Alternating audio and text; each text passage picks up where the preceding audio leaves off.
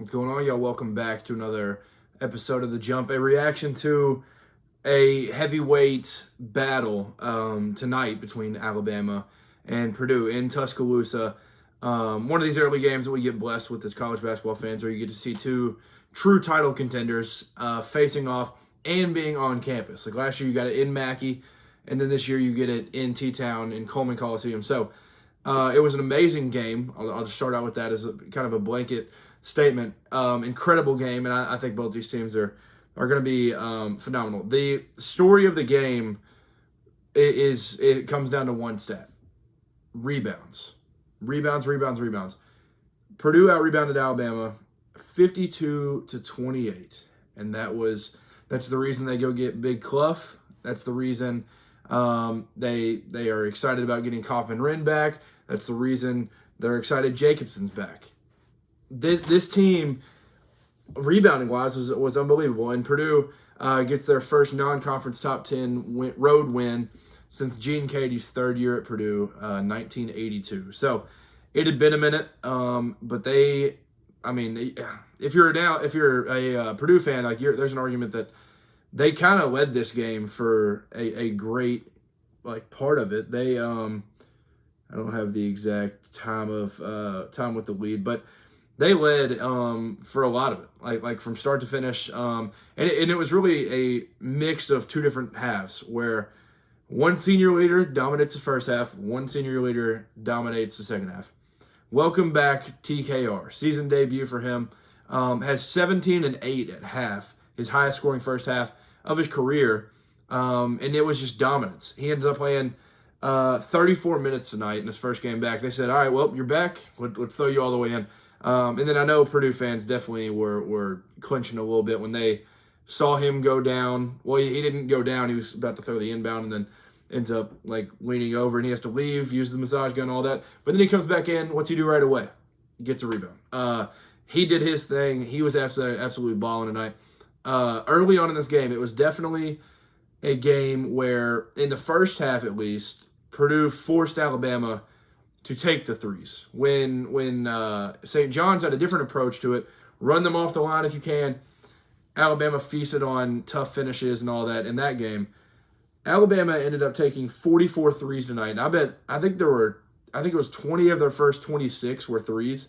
And so this was 40 of their 66 attempts were threes. So that was kind of the thing early. They at one point, I took note of this when they popped it up on the broadcast. 15 straight threes were taken by Alabama at one point in this first half. I think it was the 8-minute mark.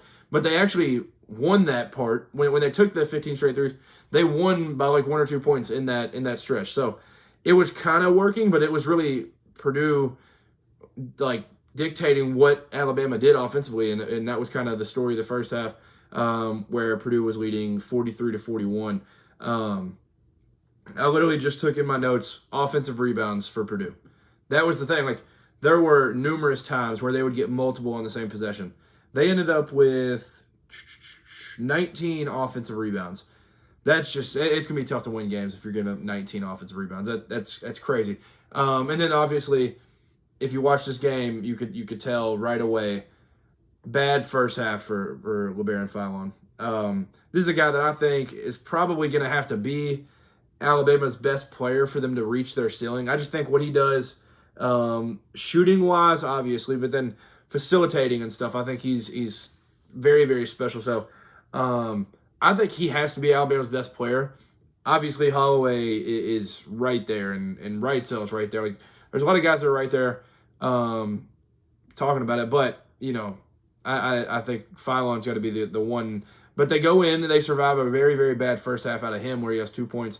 And they're only down 2 at half. And Holloway was really the only one. Jimmy Dykes and Tom Hart were on the broadcast, and they kept mentioning that the big three of the guards were the reason for the crazy game and the reason for the win against St. John's, where it's Wrightsell, Holloway, and Philon.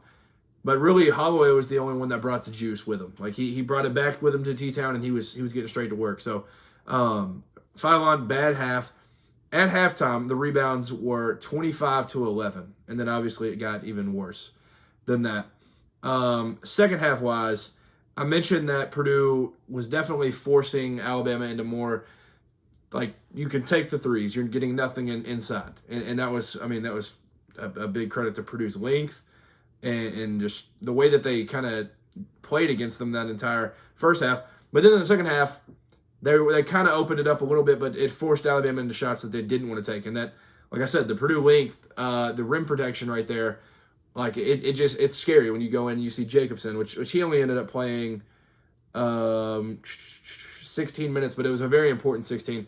And then, Clough down there is scary. Kaufman-Wren scary. They have a lot of active hands too, like C.J. Cox. I remember he knocked a few out. So that was the story of it though. Like the second half, they ran them off the line, but they forced them into bad shots. They were taking floaters. They were taking mid-range shots. And I wish I could find the Alabama shot chart for tonight, but that was the story of it to me. Like I think it was Tom Hart referenced that in the second half. He was like, they don't take a whole lot of those, and I know Nate Oates was probably hating to see that, but this game, it was a complete game of runs, and in the second half there were a few different times where Alabama would get rolling and they'd hit a couple threes, and like one instance that pops in my head was like the Labaron Philon when he hits his first three of the night. This arena was rocking. And there was never a moment you could see a single player on Purdue be rattled. Now, part of that has to do with the fact that three, and then what is Clough? He's also a senior. So four of the guys on the court were seniors at the time, and that was kind of like there was just they were acting like it was a Tuesday practice the whole time, and then, that was. There was Braden Smith points off of those, like when the crowd would be rocking. There was Trey Kaufman-Wren points off of those when the crowd would be going crazy. So they never once felt rattled in this game, and I took in my notes that TKR had an answer for everything, but really they had an answer for everything. But the thing that's so cool about like TKR, 19 points, 15 rebounds, 5 assists, only 2 turnovers, no fouls, and he also does it while not ever talking or jawing. Like Braden Smith on the one towards the end where he gets Boboing up in the air and he falls to the ground, like he's talking to Bobo and like, you can't guard me. I don't know what he said, but like Kaufman-Wren is absolutely destroying Alabama in the first half. And the only thing that you can point to is also Boboing. I think he blocked it, knocked it out or something. And Kaufman-Wren like gets up and he's walking, and Boboing actually gets in his face. Kaufman-Wren like walks into him, like I guess if you want to say like he could have walked around. Maybe that's the one fault that you can have for him. But he does it in such a quiet way that every time the camera would pan to him, he's just sitting there, like straight face, like he's just out here for a business trip. And that's what it was. I mentioned that Aiden Holloway was kind of the one that brought the juice with him from that St. John's game. He ends up playing the most for him, and out of the 3, Wrightsell comes off the bench, plays 30 minutes, but 35 minutes played by Holloway. He has 21 points, ends up going 5 for 9 from 3. And Philon, he ended up figuring it out a little bit. Like he had the 2 at half, but he had 11 and hits a 3 in the second half. But he was able to do things facilitating wise. He had 7 assists in this one. And in the second half, it kind of got to a point where like you could tell St. John's would kind of play some OA defense and be like, all right, you're not shooting the 3, you can get downhill.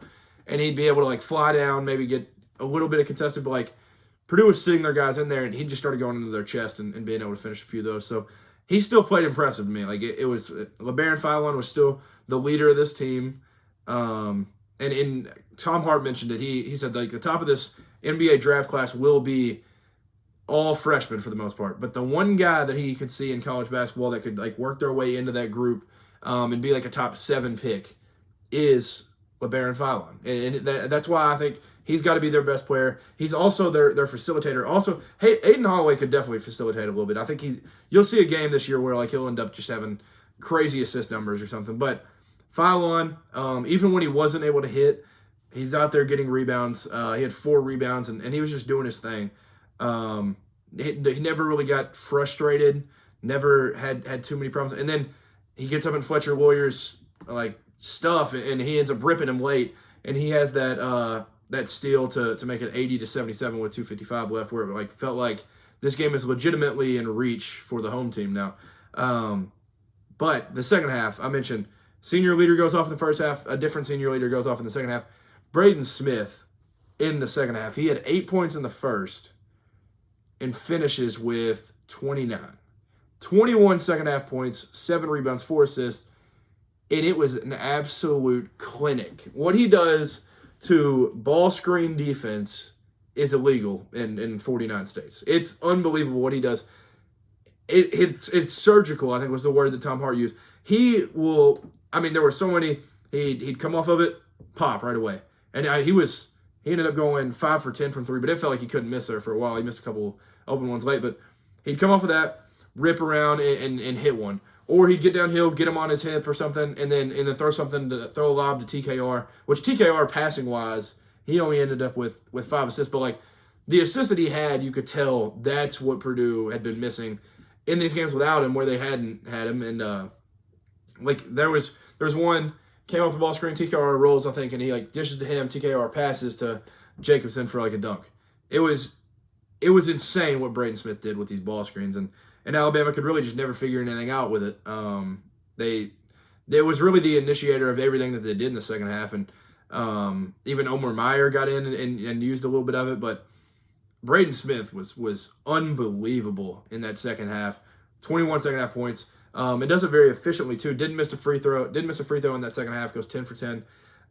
He has that late play that just like almost had you standing up off the couch. Like he gets downhill and then just goes straight into Bol Bowen's chest, and it was like that's the type of play where you hear the cliche saying heart over height. Like, because Bol Bowen is, how tall is he? 6'10". And you're sitting here with Braden Smith, he's like 5'10". Okay, it says 6 foot, but ESPN inflates it a little bit. It's almost a foot difference here. And he goes into his chest and gets that layup towards the end. Big time play for them. And then it ends up being, it was 80-80 with the three that ties it. I think it might have been Millette that ended up hitting the 3 to tie. But it's 80-80 with 1:19 left. Purdue ends this game 87-80. And it was really Alabama missing shots, Purdue grabbing the board, and fouls. That was what the last minute 20 consist of. And that was that. It was legitimately a Braden Smith takeover, and it was wild. Bigger picture for both these teams, though. Oh, there's the shot chart. Dude, shout out to ESPN. I did not even realize. Yeah, okay, so back to what I was saying earlier where Alabama started to take shots that they didn't want. That one was a tough shot where you just had to say, like good defense, better offense. But there's a lot of these in the floater area. There's like 3 or 4 that you can point to. Like there's 1 mid-range and 3 floaters. Like most games you do not see that. You will not see that on an Alabama shot chart. And that's just kind of that's what Purdue forced them into. If you go back to the shot chart for the St. John's game, it was a lot different. Every single one of those was in the paint. Now, in the other one, like they are in the paint, but if you watch the game, like you can kind of see how they were running, where it's like a forced shot at the free throw line, and Alabama dictated like how this game was going to be played. Purdue matched it and then forced them into certain things late. But bigger picture, I think these are 2 Goliaths that Goliaths in their conference. Like I thought in the offseason it'd be Kentucky's conference is the SEC. Alabama loses some last year off of that team, and what they bring back is insane. And they're only going to be getting better because these bigs, obviously, they're going to have to get better on the rebounding. But Bol Bowen from Florida State, Williamson, I think it was Bucknell, I think is what they said. And then you get Aiden Sherrill back for another year. Like these guys are only going to continue to get better and better and better. And not saying the backcourt is already in midseason and postseason form. They're obviously going to get better, but where they're at now, the bigs are going to have to catch up. And Bol Bowen has been amazing so far. He's going to have to clean up the fouls a little bit. That was the one takeaway from tonight that I was like, dang. But he goes 3 for 6 from 3. He's like the perfect stretch for him. And then it was like this team's only going to get better. And these 2 teams are going to be Goliaths. Like this was the Purdue #1 preseason team. And maybe there's a little bit of them being ticked because, like, Houston, for some reason, just because of one bad game against Oakland for Purdue, they get the nod to be number one. Maybe it was a little like fingers up to the media and the AP poll voters and everything, but this was why you voted for Purdue number one. Like everything that happened tonight, and this was not even a Fletcher Warrior ended up with 7. Not even a good Fletcher Warrior night. There was a lot of threes throughout this game where I was like, all right, this one's going in. No, it's not. He only ended up shooting 4. He's going to have bigger nights. Like, he's going to have a 30 ball in Big Ten play or something. Like, it's going to be crazy what Purdue will be able to do throughout the Big Ten this year. And then, like I said, I think Alabama is going to be very, very good all season long. So now, looking forward, like I mentioned, it is awesome getting these games. And even if they're not, even if they're just neutral and not on campus, it's still amazing. And both these teams are the poster child for doing that. And these coaches, Matt Painter and Nate Oates, like they deserve a ton of credit for the scheduling that they do, because Purdue still plays Iowa State, they play Marquette, they play Auburn, all before Big Ten play. And Big Ten play is going to be awesome. And they still play Memphis. Like that'll be a fun one too. For Alabama, I mean, they play. Let me get this schedule. It's unbelievable who they play. They play Illinois, which that game now, that's next Wednesday. That game now has got me juiced. Illinois, Gonzaga, UNLV, which I mean that one's whatever, but Clemson and Arizona, all before conference play. And then, like I said, conference play is also going to be amazing. So, shout out to these two coaches for giving college basketball fans their dreams and what they want to see. More coaches need to do this, and I think we'll probably see this trend continue to happen. So, it was an awesome game. I put in my notes, maybe this is a Final Four preview, and I could definitely see it. These are two top 10, maybe top 5 teams in the country, and if it's played again, I could see a different outcome. Obviously, Alabama's going to have to fix the rebounding if they play somebody like that again. But it's weird because you can't be like, Alabama can't rebound against good front courts at all because of what they just did against a good front court in St. John's where they out-rebounded that team. So I just think this is the reason you bring Clough and you get TKR back. The rebounding was exceptional for Purdue tonight, and it was not for Alabama, and that's the difference. That's the difference of 7 points. So that'll do it. This was really the big marquee game of the night. Nothing else really happened throughout the country tonight. Looking through the schedule, I mean, it was a lot of good teams playing bad teams.